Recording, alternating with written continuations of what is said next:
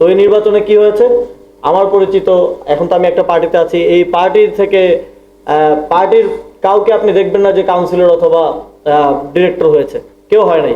প্রত্যেকটা লোক sports sector থেকে এসেছিল, প্রত্যেকটা লোক স্পোর্টস এক্সপার্টিস থেকে এসেছিল, সংগঠক হিসেবে এসেছিল। কিন্তু এবারে কালকে রিপোর্ট দেখলাম যে কোনো ব্যক্তির নিজের পরিচয় নাই, সবার বাপের পরিচয়, খালুর পরিচয়। তারপরে দেখলাম যে যিনি এখন অ্যাডক কমিটির প্রেসিডেন্ট আছেন, তার ফুফাও কাউন্সিলর, তার ভাইও কাউন্সিলর, তার কোন ভাগ্নেও কাউন্সিলর, চাচাতো ভাইও কাউন্সিলর। মানে একেবারে পরিবার পরিজন নিয়ে মনে হচ্ছে আমরা একটা রাজতন্ত্রে বসবাস করতেছি। ওই যে যেমন আগে রাজারা বিভিন্ন প্রভিন্স ভাগ করে দিত না, যে এই প্রভিন্স চালাবে আমার ভাতিজা, ওই প্রভিন্স চালাবে আমার ছেলে, এরকম চলতেছে। এবং একেবারে প্রতিযোগিতা লেগে গেছে, একজন এমপির ছেলে সেও আসতেছে, মন্ত্রীর ছেলে, প্রতিমন্ত্রীর ছেলে, মন্ত্রী নিজেও আসতেছে, সিলেটের প্রশাসক যাকে সরকার নিয়োগ করেছে সিটি কর্পোরেশন তিনিও এসেছেন। তো এটা হচ্ছে এই বিএনপির ক্রিকেট বোর্ড। এবং আমরা এর আগে সালাউদ্দিন আহমেদ, তারপর মির্জা ফখরুল ইসলাম আলমগীর, এখন যিনি ক্রীড়া প্রতিমন্ত্রী আছেন, তারপরে আমাদের বর্তমান স্পিকার মেজর হাফিজ সাহেব, সবার মুখে শুনেছি যে তারা স্পোর্টসকে দলীয়করণ করবে না। তারা আসলে দলীয়করণ করে নাই, যারা সত্যি কথাই বলেছিল তারা পরিবারকরণ করেছে। তো তারা তো আর বলে না যে পরিবারকরণ করব না, তো ফলে পরিবারকরণ হচ্ছে। কিন্তু আমাদের সময় আমরা যখন দায়িত্ব ছিলাম যথাযথভাবে নির্বাচন করেছি, যথাযথভাবে ক্রীড়া সংগঠকদের দায়িত্ব দিয়েছে, তখন অনেক কথা হয়েছে। কিন্তু এখন কোনো কথা হবে না, কারণ সবাই ভয়ে চুপ করে থাকাটাকে বেছে নিচ্ছে। কিন্তু আমরা তো চুপ থাকতে পারি না, আমাদেরকে কথা বলতে হয়।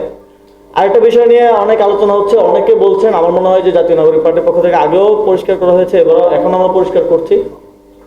প্রথমত যখন আমেরিকার সাথে বাণিজ্য চুক্তিটা হয়, তখন জাতীয় নাগরিক পার্টিতে এখন যারা আছে, আমি তো সরকার থেকে সর্বশেষ পদত্যাগ করে এসেছি, তখন আমি জাতীয় নাগরিক পার্টির মেম্বার ছিলাম, মানে মুখপাত্র ছিলাম। 9 ফেব্রুয়ারি নির্বাচনের 3 দিন আগে চুক্তিটা হয়েছিল। ফলে এই চুক্তি সম্পর্কে আমার কোনো কিছু অফিসিয়ালি জানা পসিবল না। এবং দ্বিতীয়ত জাতীয় নাগরিক পার্টিকে অনেকেই বলেন যে সকল পার্টিকে জানানো হয়েছে, সকল পার্টি জানে। জাতীয় নাগরিক পার্টিকে আমি আমার আহ্বায়কের থেকে কনফার্ম হয়েছি, সবার সাথে কথা বলেছি, এই চুক্তি হওয়ার বিষয়ে কেউ জাতীয় নাগরিক পার্টির কনসার্ন নেয় নাই। এটা আমি ক্লিয়ারলি আজকে আমাদের পার্টির পজিশন জানাচ্ছি।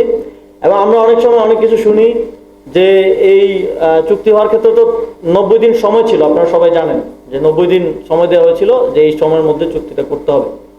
তো চুক্তিটা আমরা দেখলাম যে সরকার 1 মাসের মধ্যেই করলো, 30 দিনের মধ্যেই করলো, আরো কিন্তু 2 মাস সময় ছিল।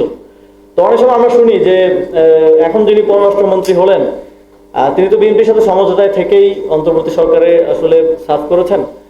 তো তিনি বিএনপির সাথে সমঝোতা করে এই চুক্তি করার দায়টা অন্তর্বর্তীকালীন সরকারের উপরে দেওয়ার জন্য তড়িঘড়ি করে নির্বাচনের 3 দিন আগে চুক্তিটা করলেন কিনা, এই প্রশ্নটা কিন্তু জনমনে, এবং যারা নীতি নির্ধারক বিভিন্নভাবে উপদেষ্টা ছিলেন, পররাষ্ট্র উপদেষ্টা সাবেক পররাষ্ট্র উপদেষ্টা একটা বক্তব্য দিয়েছেন।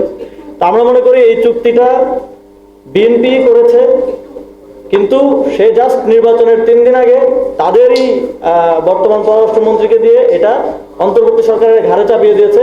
এবং সে এখন বলতেছে যে এই চুক্তি নিয়ে এত আমাদের কিছু করার নেই, আগের সরকার করে গেছে। তো এই যে একটা পলিটিক্যাল ব্লেম গেম চলতেছে। তো আগের পররাষ্ট্র উপদেষ্টা যখন জানেন না চুক্তি সম্পর্কে, তাহলে তো আমরা এটাই বলতে পারি যে যদি খলিল সাহেব একাই করে থাকেন, তাহলে কিন্তু এখন বিএনপির পররাষ্ট্রমন্ত্রী, তার মানে বিএনপির পররাষ্ট্রমন্ত্রী চুক্তিটা আসলে করেছে, তারেক রহমান এই চুক্তিটা করেছে। আর যদি এর আদারওয়াইজ কিছু হয়, তাহলে ওই চুক্তি আপনারা রিভিউ করেন, বাতিল করেন। চুক্তির যে অংশগুলো বাংলাদেশের জন্য ক্ষতিকর হতে পারে, বা যেখানে মনে করেন বাংলাদেশের স্বার্থ, আমরা তো সবসময় আমাদের জাতীয় স্বার্থের কথা বলি, সেটাকে আপনারা সেফগার্ড করার জন্য প্রয়োজনীয় আলাপ আলোচনা চালান। আমরা দেখেছি যে সম্ভবত মালয়েশিয়া বা কোনো একটা দেশ, তারা চুক্তি অলরেডি তারা বাতিল করেছে। তো 2টা দেশ অলরেডি চুক্তি আমেরিকার সাথে বাতিল করেছে। তো আপনারা বারবার অন্তর্বর্তী সরকার, এনসিপি, জামাত এদের উপর দায় দিয়ে দিতে চান, কিন্তু চুক্তি করেছে আপনার পররাষ্ট্রমন্ত্রী।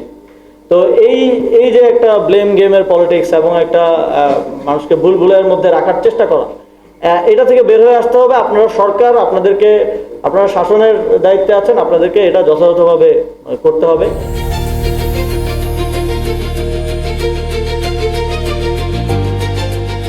দিনাজপুর টিভি মানুষের জীবনের কথা বলে।